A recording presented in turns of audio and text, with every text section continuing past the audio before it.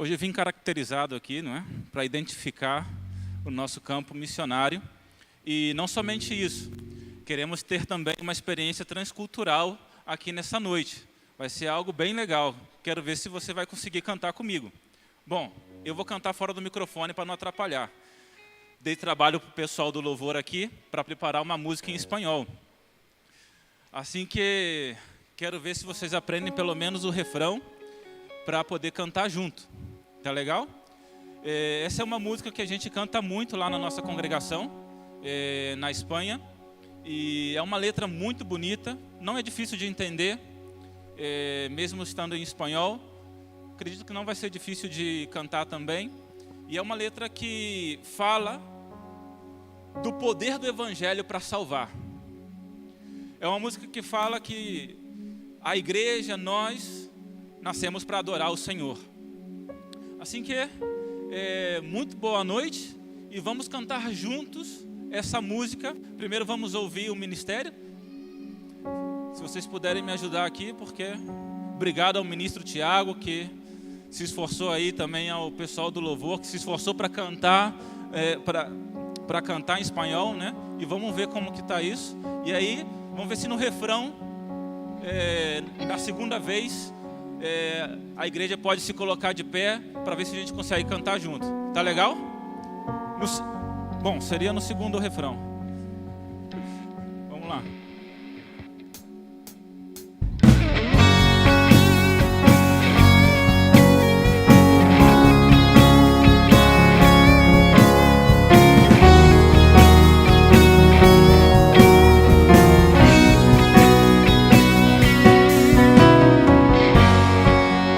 Por los cielos y la tierra, con el poder de su palabra, y reina con autoridad. El Dios que aún los vientos le obedecen, una palabra es suficiente para los muertos levantar. Nadie es como Él, oh gran yo soy. Tú eres el Dios que adoramos, todopoderoso y soberano, grande en misericordia y poder para salvar. Tú eres el Dios que adoramos, quien derrotó la muerte y el pecado, glorioso Redentor y Rey, te adoramos a ti, oh Señor.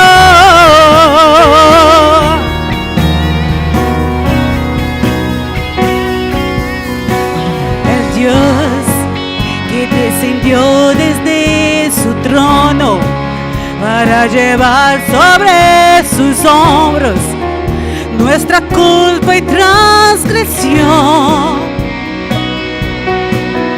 Jesús, exaltado sobre todo, nombre sobre todo nombre, solo en él la salvación. Nadie es como Él, oh gran Dios soy.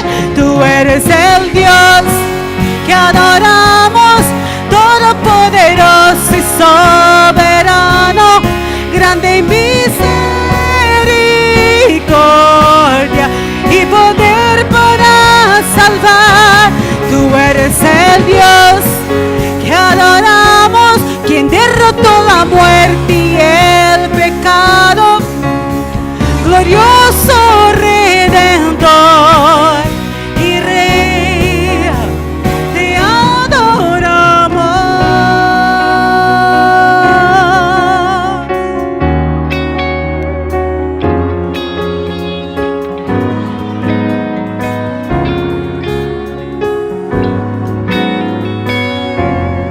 A Él se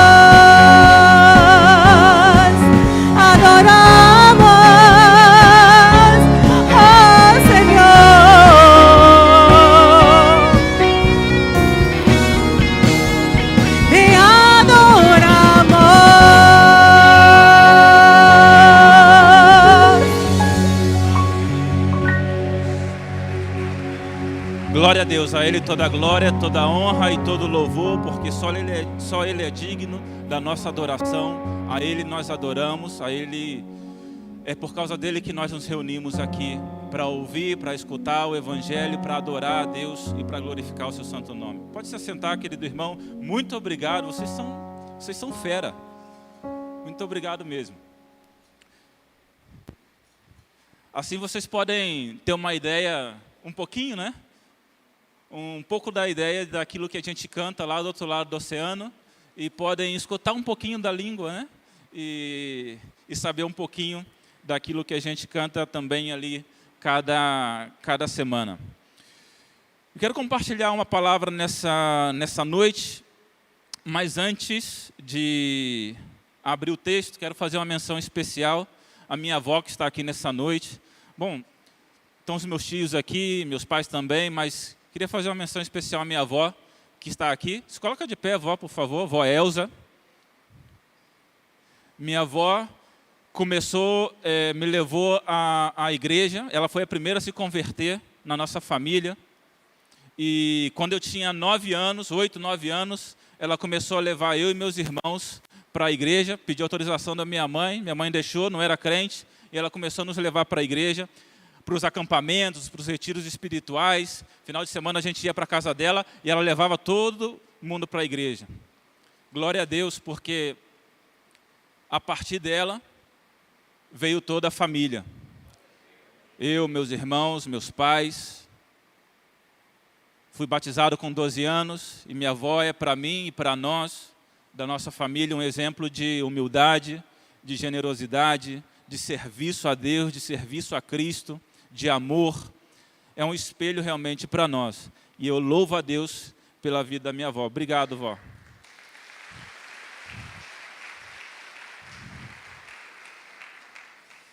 Com mais de 70 anos, passou 2 anos em Moçambique como missionária, como voluntária. Fez viagens missionárias ao Chile, ao Uruguai, ao Acre, a outros estados do Brasil. Daí você já sabe por que a gente acabou em missões também, né? Porque a gente teve um exemplo e tem um exemplo a seguir. Segue fazendo crochê, ali no sítio onde mora, e o crochê que ela faz, vende para ofertar o dinheiro para missões. Fora outras coisas que poderia também mencionar. Bom, quero compartilhar com você no Evangelho de João, capítulo 3. Vamos ler dos versículos 1 ao 15.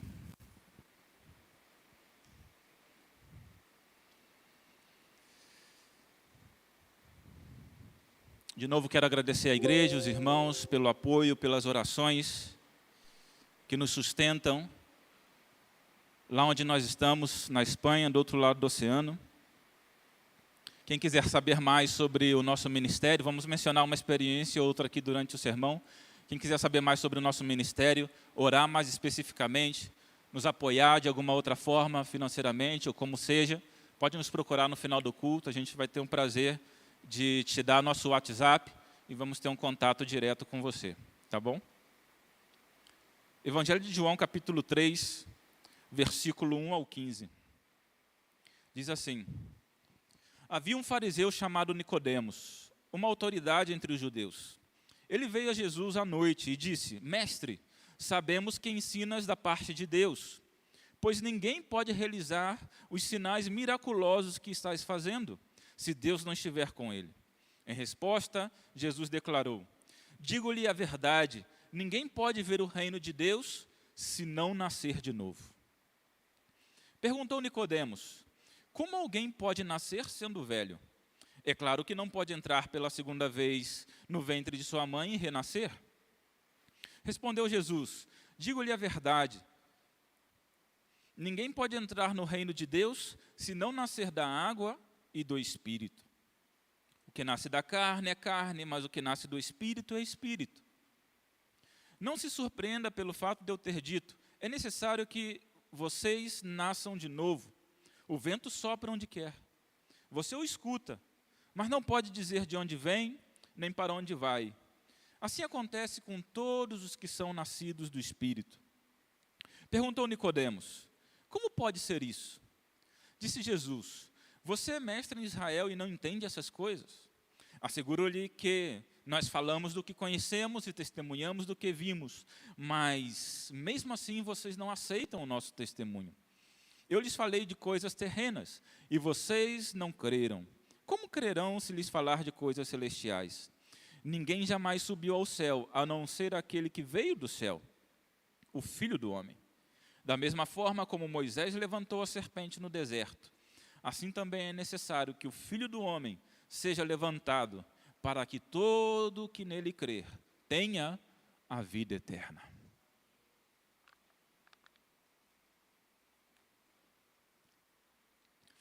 Preciso dizer e dar os créditos aqui a uma fonte principal da qual estou me servindo, ou me servi, para elaborar essa mensagem. Pesquisei alguns autores, mas o principal deles foi o comentário, ou os comentários de Hernandes Dias Lopes. E dele mesmo saquei o tema para essa mensagem. Novo nascimento, um requisito indispensável para entrar no reino de Deus.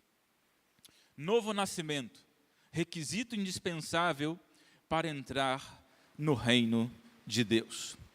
Esse Nicodemos é o mesmo que aparece no Evangelho de João, o mesmo Evangelho de João, capítulo 19, versículo 39. O fariseu que depois da morte de Jesus, pegou o corpo de Jesus e o ajudou e o sepultou. Esse é o mesmo Nicodemos. Ele aparece outra vez no capítulo 19, versículo 39. Quem era esse Nicodemos? Um homem rico, culto, religioso, mestre da lei. Entendia dos preceitos da lei do seu tempo. Era um homem com status na sociedade a qual vivia, porque era um fariseu. O texto diz que ele fazia parte do Sinédrio, era uma corporação, era um grupo de pessoas bastante específicas e especiais. Por isso, tinha status, tinha conhecimento, tinha autoridade e era religioso. E mais que isso, era um simpatizante de Jesus. Porque ele se aproxima de Jesus, elogiando a Jesus. Ele reconhecia algumas verdades muito verdadeiras, desculpe a redundância, a respeito de Jesus. Porque ele chega até Jesus e diz: ninguém pode fazer os sinais que você faz se não vier de Deus. O que Nicodemos está dizendo é: eu tenho certeza que você veio de Deus. Eu tenho certeza que o seu poder, de alguma forma, vem do Senhor. Então, Nicodemos era religioso, era uma boa pessoa, tinha status. E, além disso, era um simpatizante de Jesus e cria em muitas informações verdadeiras a respeito de Jesus. Foi ter com Jesus é verdade pela noite. Versículo 1 e 2 nos diz sobre isso. Por quê? Bom, provavelmente ele estava um pouco com vergonha ou não queria ser visto pelos demais do seu grupo, os fariseus. Porque Jesus estava no início do seu ministério e claro, os fariseus ainda não tinham tomado todas as decisões em contra de Cristo para prendê-lo, matá-lo, etc. Os fariseus ainda não estavam decididos a esse respeito, mas vários deles já tinham muitas reticências a respeito de Jesus. Então, provavelmente, Nicodemos não queria ser visto à luz do dia com Jesus, o qual muitas pessoas do seu grupo, outros fariseus, desconfiavam daquele mestre galileu que realizava proezas. Mas ele tinha informações a respeito de Jesus, cria que era verdade, e de alguma forma sabia que era verdade. No entanto, tudo isso não foi suficiente para que ele se sentisse pleno ou bem com Deus. Por isso que ele procura Jesus pela noite, com uma pergunta, ou melhor dito, ele procura Jesus pela noite, procurando algo de Jesus. E Jesus já sabia o que ele queria. Já sabia qual era a sua necessidade. Nicodemos se aproxima de Jesus elogiando a Jesus. Versículos 1 e 2. E não faz nenhuma pergunta. No entanto, Jesus, pelo seu conhecimento sobrenatural, por saber o que vai no coração de cada pessoa, ele vai direto ao ponto com Nicodemos e diz, no versículo 3, Jesus declarou: digo-lhe a verdade, ninguém pode ver o reino de Deus, se não nascer de novo. Jesus foi enfático com ele.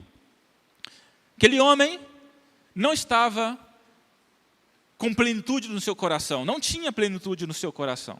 Procurou a Jesus procurando algo, sabia que a sua vida não era suficiente. Por mais que ele fosse boa pessoa, por mais que ele fosse religioso, ele precisava de algo mais. Procurou a Jesus, o qual ele sabia que tinha poder vindo de Deus.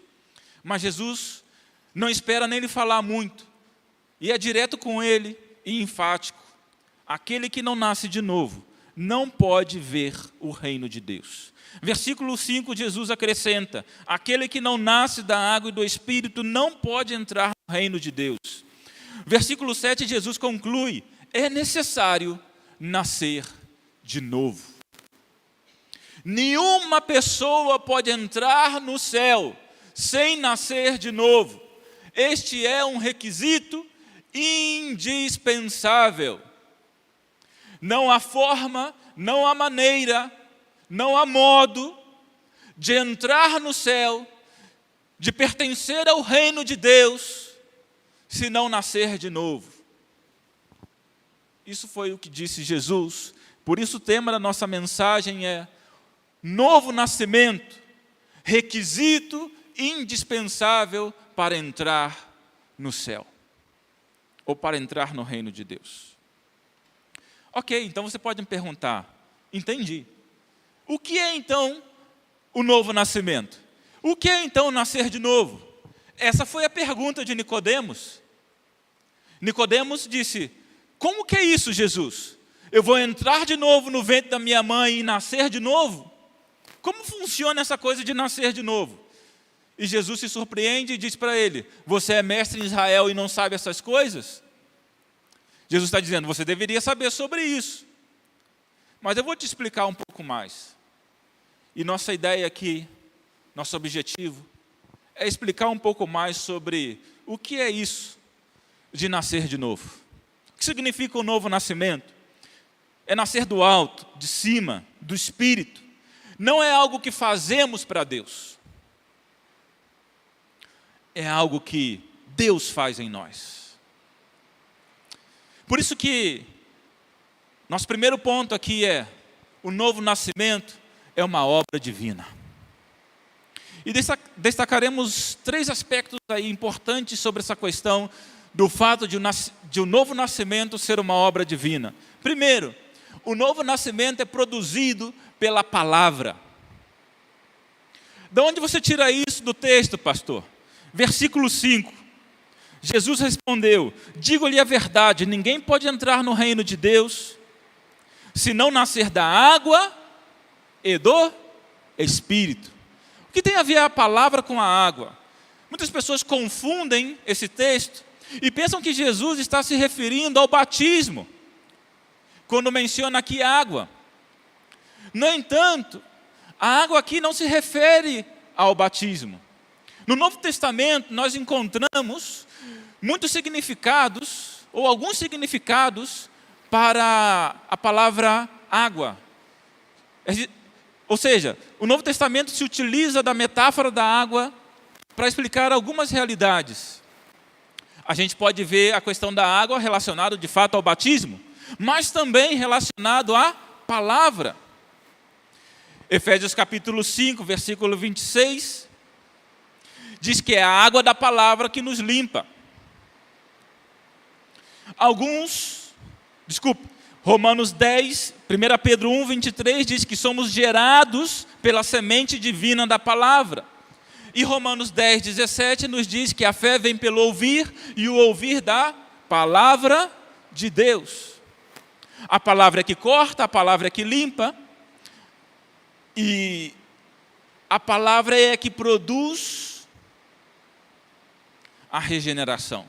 A palavra de Deus. Então, essa água aqui se refere à palavra, porque não é dando um mergulho na água que a gente nasce de novo.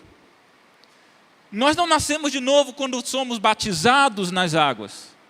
Nós nascemos de novo quando nos convertemos, ou seja, ouvimos a palavra de Deus, ouvimos o Evangelho de Jesus Cristo, cremos nessa palavra, cremos nesse Evangelho, nos arrependemos, e aí ocorre o novo nascimento, a regeneração, a salvação, nesse momento, e não no momento que somos batizados. O momento do batismo é um momento singular, é um momento único, é um momento precioso na vida de toda pessoa e na vida da igreja.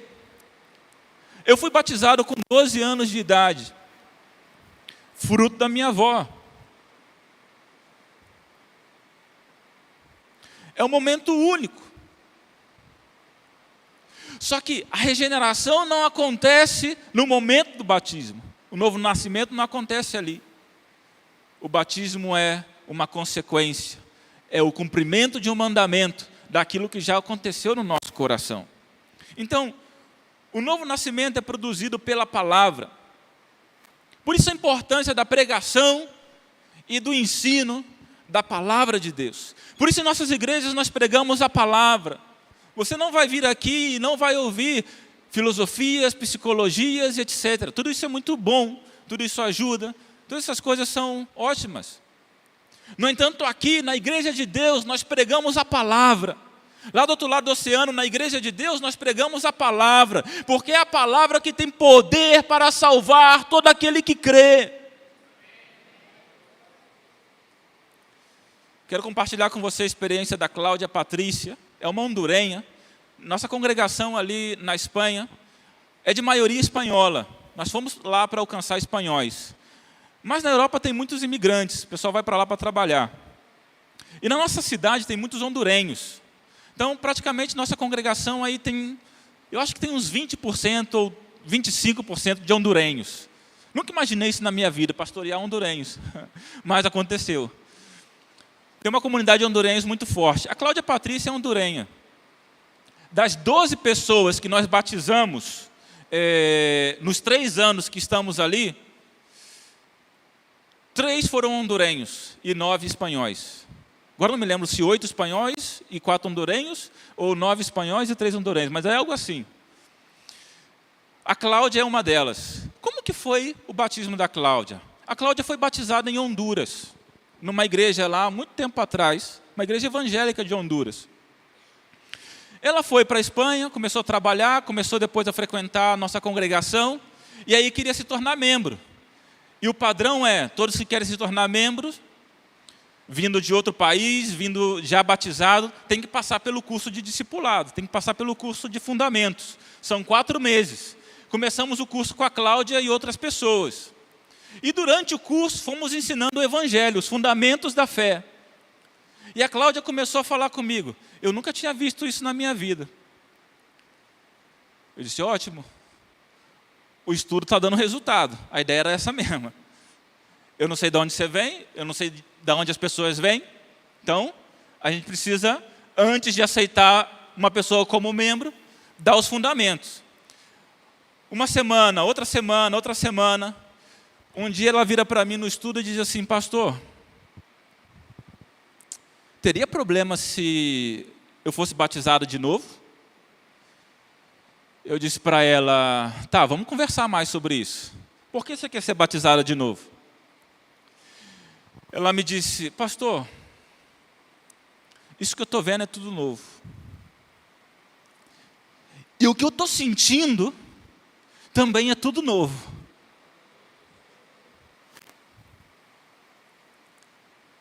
Eu creio que o Espírito Santo agora está fazendo uma obra na minha vida. Eu não sei se meu batismo foi válido, porque eu batizei assim, sabe? Eu disse, irmã, eu batizei com 12 anos. O conhecimento, a maturidade, a consagração que eu tenho hoje, ou que eu tinha quando eu tinha 12 anos, talvez não chegue nem a 10% do que eu tenho hoje. Mas eu tinha o principal. Eu, de fato, me arrependi e criei no Senhor Jesus. Com uma mentalidade de criança, de adolescente, mas eu o fiz. Por isso que eu não preciso ser batizado de novo. Então, assim, não é porque você tem mais conhecimento agora que você precisa ser batizado de novo. Ela me disse, pastor, vou pensar um pouco mais. Na outra semana ela voltou para mim e disse, pastor, não é só uma questão de conhecimento. Não é só uma questão do que você compartilhou comigo. Pensei muito sobre isso. Essa é uma decisão realmente pensada minha. Uma decisão minha pensada. Eu agora creio. Eu não sabia o que eu estava fazendo. Se o Senhor quiser, se o Senhor permitir, se for possível, me batiza de novo. Eu disse, claro que sim. Batizo você de novo. Claro que sim, sem problema. Na verdade, eu vou te batizar pela primeira vez, porque aquele batismo foi só um mergulho. Como a gente vai na aldeia das águas e dá um mergulho na piscina, né? Como você vai na sua casa lá, se você tem piscina na sua casa, e dá um mergulho lá. Agora você vai ser batizado. Como que ela chegou a essa conclusão? Pela exposição contínua da palavra de Deus. Porque é a palavra que convence. É a palavra que produz o novo nascimento. Deus opera pela pregação e pelo ensino da palavra de Deus. Segundo, o novo nascimento é produzido pelo Espírito Santo. O texto diz, versículo 5, não é? Digo-lhe a verdade, ninguém pode entrar no reino de Deus se não nascer da água e do Espírito. O novo nascimento é uma obra divina, é uma obra que Deus realiza por meio da pregação da palavra, e é uma obra que Deus realiza por meio da atuação do Espírito Santo de Deus. É Deus que opera no coração do homem, no coração da mulher, para que ele se converta, para que ele se decida, para que ele seja regenerado, para que nasça de novo.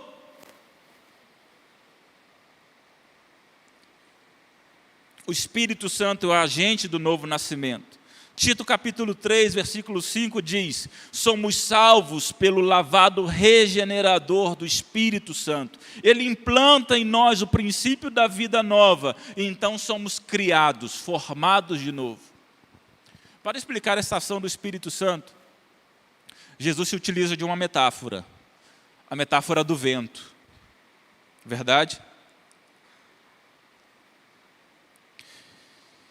Ele diz, versículo 8, o vento sopra onde quer, você o escuta, mas não pode dizer de onde vem nem para onde vai. Assim acontece com todos que são nascidos do Espírito. Jesus compara a ação do Espírito Santo com o vento. Como é o vento? O vento, o Espírito, é invisível, mas perceptível. Você não pode vê-lo, mas você percebe, você sente, você nota de alguma forma. O Espírito Santo é assim. Você não o vê com seus olhos nus, mas você sente ele em você. A palavra de Deus diz que o Espírito Santo de Deus testifica em nosso coração que nós somos salvos. Nós não podemos vê-lo, e não é mera emoção, mas o Espírito Santo atua em nosso intelecto, em nossas emoções, de maneira que a gente ganha convicção de que, de fato, o Espírito Santo está em nós, e está promovendo, e está realizando, e está, de fato, nos fazendo nova pessoa, nova criatura. O vento, o Espírito, é soberano. Ele sopra onde quer, diz o versículo 8. Nesse sentido, o novo nascimento, a salvação, é uma obra exclusiva e soberana de Deus. O homem precisa decidir, a mulher precisa decidir, ouvir o desafio e tomar a sua decisão. Mas quem opera é Deus, porque o Espírito Santo é quem convence e, de fato, renova, cria de novo. Ninguém pode determinar onde soprará o vento do Espírito. E, meus irmãos, igreja de Deus, ninguém pode deter o vento do Espírito quando ele começa a soprar.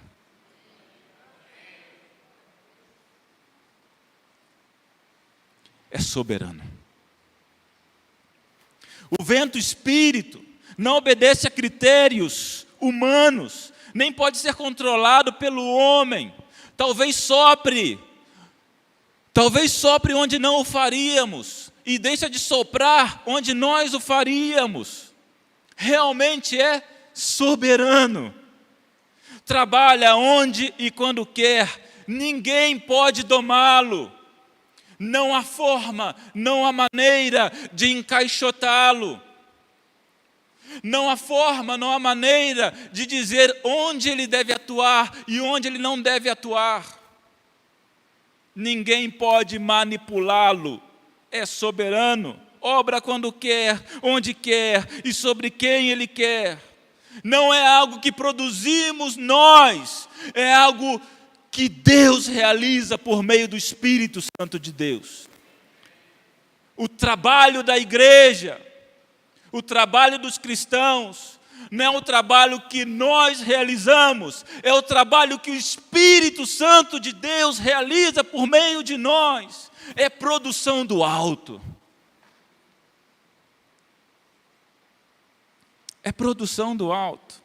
Nós, pregadores, missionários, líderes de célula, obreiros, irmãos, amigos, você que nos acompanha pela internet, nós nos preparamos, nós estudamos, nós oramos. De repente deveríamos orar mais, buscamos a Deus. Eu me esforço para pregar e para melhorar, e para ser mais consagrado, compartilhar a mensagem com graça e unção. Mas o poder é do Espírito. O poder é do Espírito. A obra é do Espírito. Quantas vezes compartilhei a mensagem ali naquela congregação e em outras, e a gente faz o desafio, no final, desafiando as pessoas a entregarem suas vidas a Jesus. Quantas vezes ninguém se manifestou e ninguém disse nada. Mas eu fiz um compromisso, desde quando eu cheguei lá. Toda palavra que eu pregar, eu vou fazer uma ponte evangelística. E vou lançar a rede e vou desafiar. Porque o meu Deus é poderoso. Eu vi gente se convertendo aqui, eu quero ver em todo lugar, e eu estou lá, e eu quero ver gente se convertendo lá. E quantas vezes eu preguei, e ninguém se manifestava.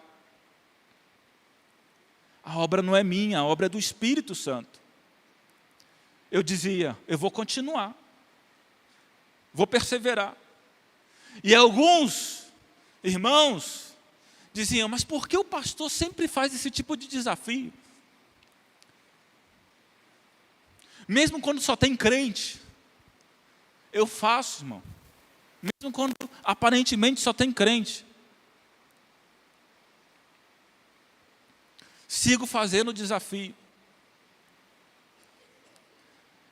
Até que começou, num culto, um se decidindo. Passava um tempo mais, outra pessoa se decidindo. Passava um tempo mais, outra pessoa se decidindo. Eu quero ver mais, mas aqueles irmãos que não estavam vendo nada, já estão vendo alguma coisa. Não é que eu creio que levantar uma mão ou vir à frente numa igreja vai salvar uma pessoa. Não creio nisso, de verdade. Eu não penso que uma pessoa que depois de um desafio, E eu vou fazer um desafio aqui no final. Mas eu não penso que uma pessoa que ouvindo o desafio levanta uma mão ou vem aqui à frente, eu não penso que essa pessoa está sendo salva nesse momento. Não penso que todos, melhor dito, estão sendo salvos nesse momento. Mas eu creio, pela graça de Deus, que esse é o sinal, essa é a manifestação pela qual muitos já vieram a Cristo e já entregaram suas vidas a Jesus. Eu mesmo fui um deles. Com 12 anos, com 9, 10 anos de idade, sei lá. Por isso eu não desprezo sequer uma criança que vem à frente aqui num desafio. Porque a gente não sabe o tamanho da sinceridade, honestidade e compreensão que uma criança e um adolescente pode ter.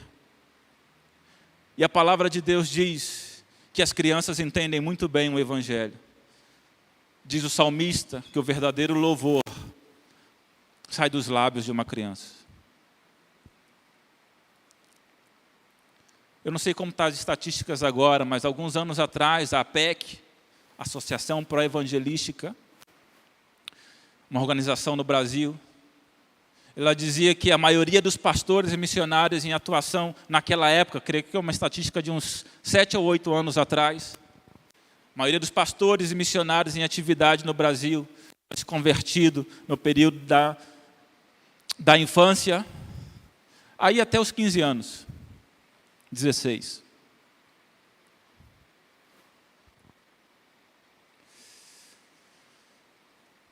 Para terminar esse ponto o Espírito é soberano, o Espírito é quem faz, e falando dessa questão de tomar uma decisão, de responder um apelo, e quero dizer para você que vou fazer um desafio aqui no final. Estou estimulado pelo Espírito Santo de Deus a fazer um desafio para você, querido amigo visitante. Não sei quantas pessoas estão aqui que ainda não tomaram uma decisão firme a respeito de Cristo. Mas quero dizer para você que, se ao passo que eu estou pregando, o Espírito Santo de alguma forma está trazendo um calor no seu coração, está trazendo um calor na sua mente, uma compreensão na sua mente, quero dizer para você que já é o Espírito Santo que está atuando dentro de você. Para de resistir, deixa Ele continuar falando ao seu coração. Eu estava numa igreja em Uelva, está a 3 horas da onde a gente mora. O pastor nos convidou para pregar. Eu fui lá pregar. Isso, a primeira vez que fomos à Espanha. Preguei.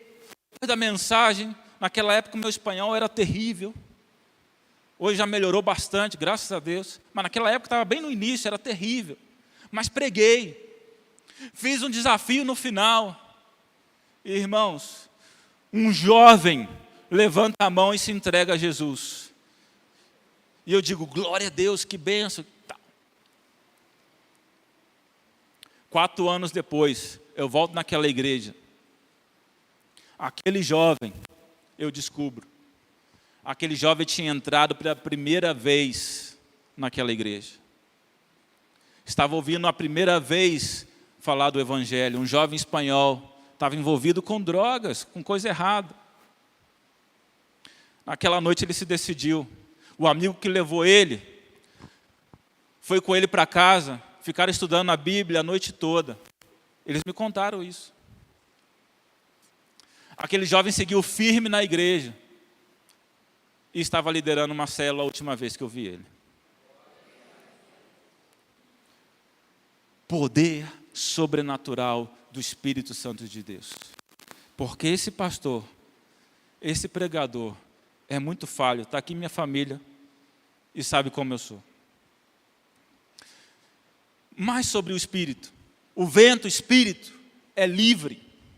Sopra onde quer. Na rua, no templo, nas casas, no hospital, no seu dia de folga, no seu trabalho. O Espírito Santo é livre. Não tentemos colocá-lo no molde, numa caixinha e dizer, aqui sim, aqui não. Quarta coisa sobre o vento, Espírito, ele é misterioso, irmãos. Ei, amigos, ele é misterioso. Não sabemos, diz o texto, de onde vem, nem aonde vai, a gente só sente ele. O texto diz, não sabemos de onde vem nem para onde vai, é misterioso. Ou seja, sua obra transcende não só o nosso controle, senão que a obra do Espírito também transcende a nossa compreensão.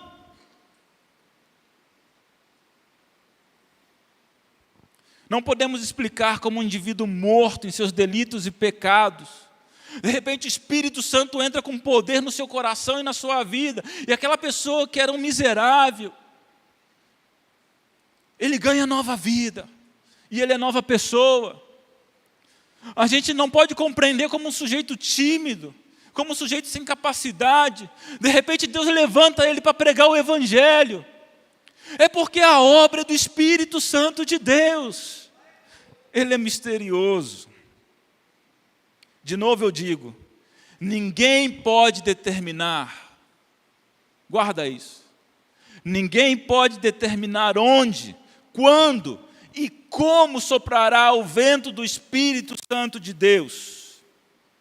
Mas também ninguém pode detê-lo quando ele começa a soprar.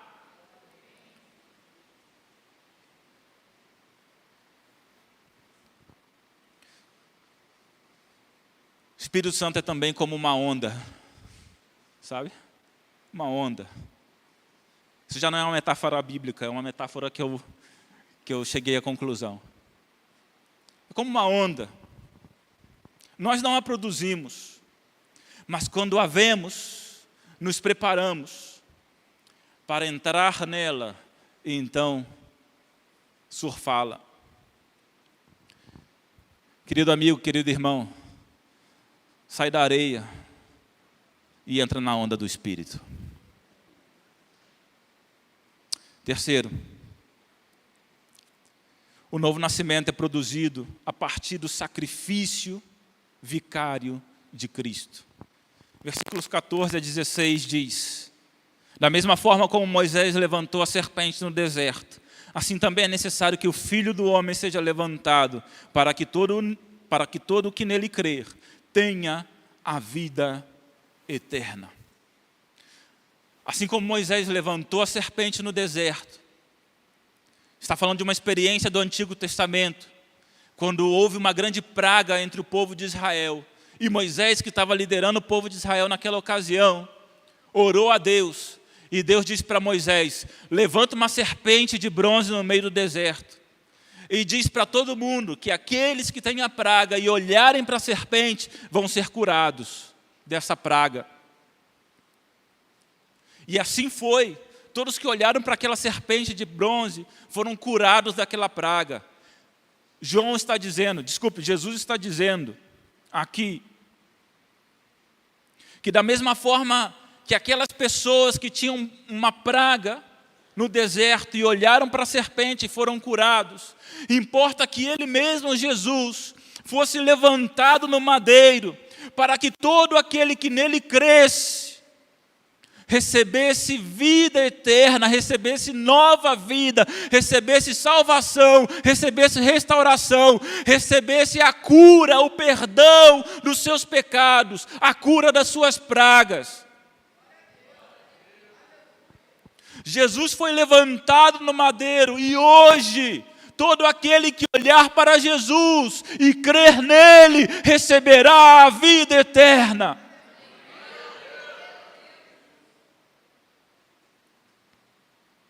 Você já nasceu de novo? Ei, amigo da galeria, você já nasceu de novo? Você que nos acompanha pela internet, você já nasceu de novo? Você tem essa confirmação abrasadora no teu coração, na tua alma, essa confirmação vinda do Espírito Santo de Deus, que te confirma, você é meu filho. Você já nasceu de novo? Eu não estou perguntando se você tem conhecimento a respeito de Jesus. Nicodemos tinha conhecimento a respeito de Jesus. Eu não estou perguntando se você crê nas informações que você tem a respeito de Jesus, porque Nicodemos sabia que as informações que ele tinha a respeito de Jesus eram verdades. Ele era uma pessoa religiosa, ele frequentava a igreja, entre aspas. Não era igreja naquele tempo, mas ele frequentava. Mas ele não tinha nascido de novo. Tinha conhecimento, era religioso, tinha status. Ele sabia que as informações a respeito de Jesus eram verdades.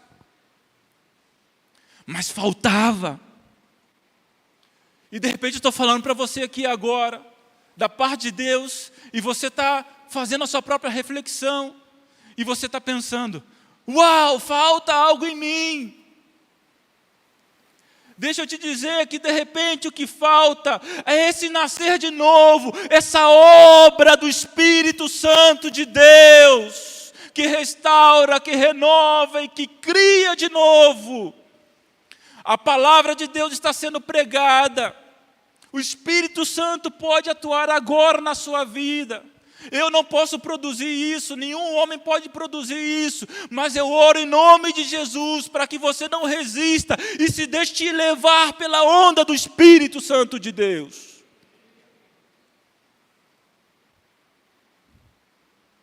Você já nasceu de novo?